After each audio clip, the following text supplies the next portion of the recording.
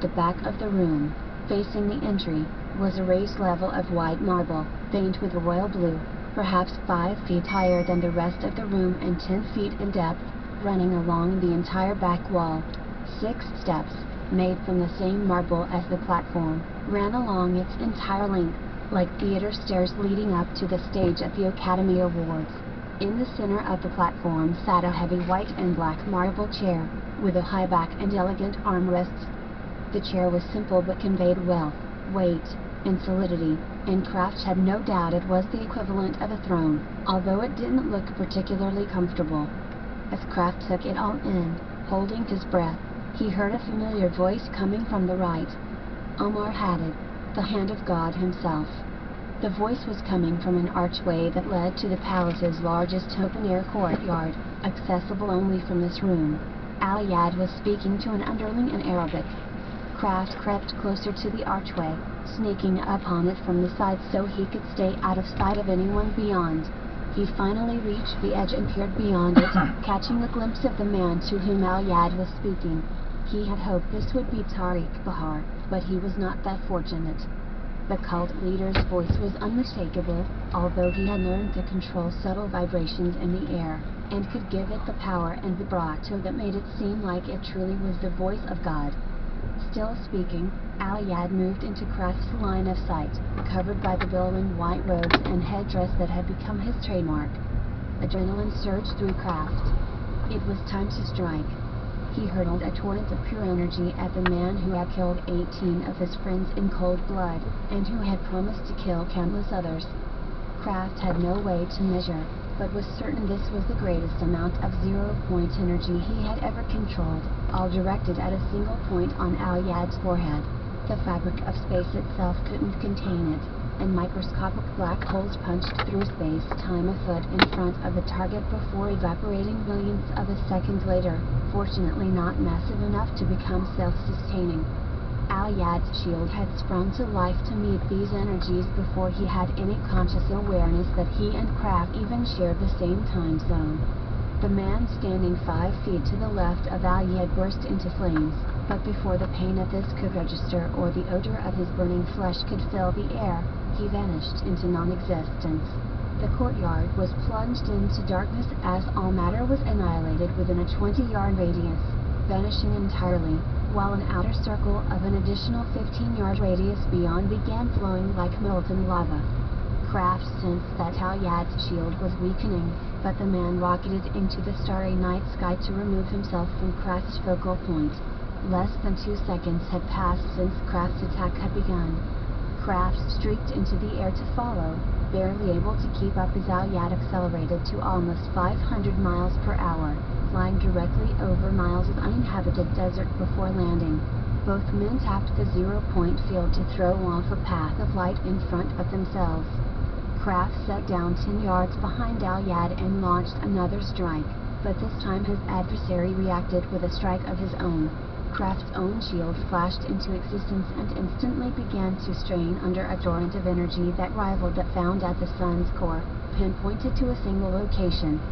Sporadic vegetation, scorpions, spiders, and all other desert creatures exploded into flames for miles around them, and a circle of sand almost 100 yards in diameter, with the two combatants at its center, turned into glass, a transformation that only occurred at temperatures above 4,000 degrees Fahrenheit.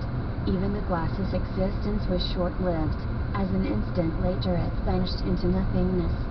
The air itself around the two men was also annihilated in the face of the inconceivable energies being released, and new air rushed in to fill the void, a continuing process that caused winds to whip up around them like mini tornadoes. Beyond this perimeter, the air didn't vanish, but any moisture in it boiled away, filling the sky with vapor and causing it to become blurry, like the air around a bonfire. A dense fog bloomed all around them, cutting off long-range visibility, despite the light thrown off by various fires. Kraft's head began to throb after less than 30 seconds from the lack of air and the exertion of marshalling incomprehensible energies to both attack and defend, and sweat began pouring from his body. Al-Yad launched himself into the sky and landed several miles away to get fresh air, but this air was also annihilated the moment Kraft landed and the battle was joined once again. Sweat was pouring from Al-Yad as well, and he finally broke down, unable to maintain both offense and defense simultaneously. His mind was strong, but not as strong as Kraft's. Al-Yad turned his entire focus to bolstering his shield, which caused Kraft's own shield to disappear, since he was no longer under attack. Focusing on defense was far less taxing, and Kraft realized Haddock could always fly off again if he felt his shield begin to buckle. Kraft stopped his own offensive onslaught, and the two men faced each other, neither one attacking or defending. As expected, they had played to a draw. The raging winds around them ceased and fresh air once again filled their lungs, although it was tinged with the odor of scorched sagebrush and sand. "Trying to kill me, Brennan?" said Al-Yad finally in lightly accented English. "Not very honorable, given our agreement, although I would expect nothing less from the incarnation of Satan." "I wasn't trying to kill you," said Kraft. "I only wanted to prove a point, and hearing you speak of our agreement and honor makes me physically ill. Come on, Omar. Do you really expect me to believe you wouldn't kill me the second you had the chance?" Al-Yad shook his head. "You shall address me as the hand of God, or Great One, nothing less." "Cut it out, Omar," said Kraft derisively. "You are not the hand of God. You are an accountant who had some bad luck in a cave, and who is using the laws of nature to harness energy. Nothing more, nothing less. I suppose I can't expect the Lord of Evil to recognize my true nature," said Al-Yad. "And yes, I would kill you if I could, but I never agreed not to. I agreed not to cause mass deaths. You agreed, in return, not to harass me, or to activate your quantum mirror device." Kraft wondered how Haddock could continue to believe so strongly in his own divinity, while acknowledging that a complex device, based solely on scientific principles, could bring him down, or how he could believe in his own absolute divinity and immortality, while recognizing the need to protect himself from poison gas. Humanity's talent for self-deception was truly inexhaustible. "You really won't admit you just tried to kill me?" said Al-Yad. "If I wanted to kill you," said Kraft calmly, "you'd be dead." Al-Yad laughed and shook his head. "No, you just gave it everything you had. I know. We've both reached the limit of our abilities." "So even a god has limits," said Kraft, raising his eyebrows. "Yes, for the time being," said Al-Yad, "but in the fullness of time, I shall push aside these limits as well." Kraft noted Haddock's speech had become formal and somewhat biblical in its delivery, even in English. Perhaps he had become even more deluded than before. "You came here to see if you could best me," continued Al-Yad, glaring at Kraft with unadulterated hatred, "and you failed. So why are you still here?"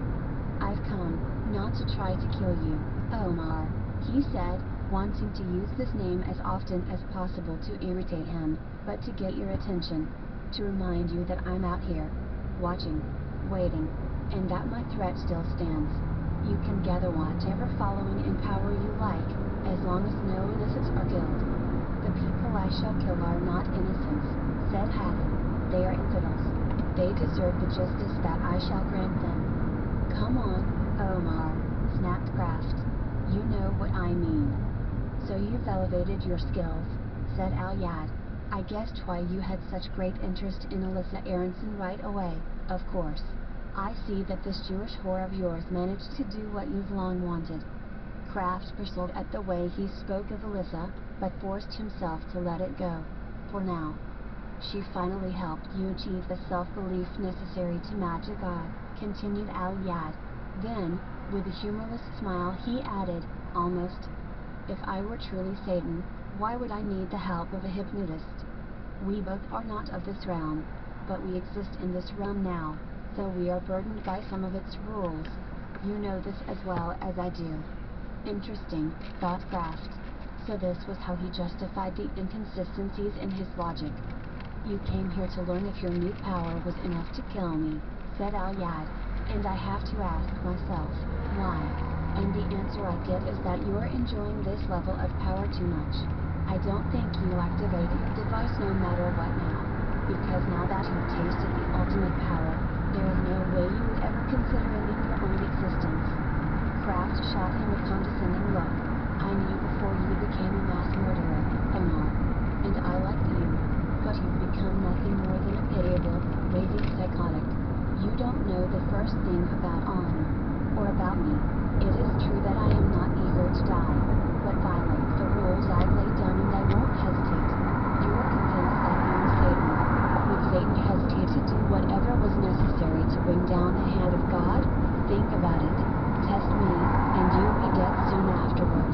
Man or God, you'll be diseased either way. I shall kill you someday, vowed Al-Yad, and I shall establish my kingdom on earth. You are simply minor irritants. It is only a matter of time. Allah is testing my patience, but I shall pass this test like I have every other. If it helps keep you in check to think so, Omar, then great. Just remember that if you step over the line, I will end you. I do love life, and I do want to keep living and share the potential of my discovery, our discovery, with the world. But if you ever believed anything in that damaged mind of yours, believe this. I have zero tolerance. One wrong move and I end it. For both of us. I'm not worried, said Haddon. Good will always prevail over evil. Kraft shook his head in amusement. That's what I'm counting on, Omar. That's what I'm counting on. And without saying another word, Brennan Kraft shot into the sky and was gone. 47. Kraft returned to Israel and flew onto Costa Rica by commercial jet, falling into a coma-like sleep during the duration of the flight, as if he had been awake for a week. He could power his body with zero-point energy, but restoring balance to the quantum lens between his ears took more time and rest.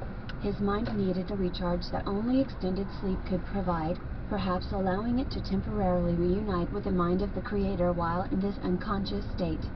When he arrived back at his new home in the mountains, Kraft described his encounter with Al-Yad to Alyssa and Martin, although he had texted them the shorthand version before boarding the plane. When Alyssa was part of the conversation, Kraft edited at the part of his discussion with Al-Yad that had involved his quantum mirror device, but other than this he provided an accurate description of events. The three of them all agreed that the effort had been worthwhile, and would help continue to keep Al-Yad at bay. The next morning, Martin returned to his offices in the States, having been absent too frequently of late, and having begun to get questions from key shareholders. Far higher stakes were in play than just the fate of a multinational corporation, but there was nothing more he could do in Costa Rica, so it made sense to return. Alyssa called Martin several days later to let him know Kraft's personality had taken a sharp turn for the worse. A very sharp turn. His failure to kill Al-Yad had somehow sent him fully over the edge. Now he was arrogant, but also morose, and violent. He had flashes of temper that were truly terrifying in a man capable of destroying entire cities at his slightest whim. And he had begun treating her like dirt. She told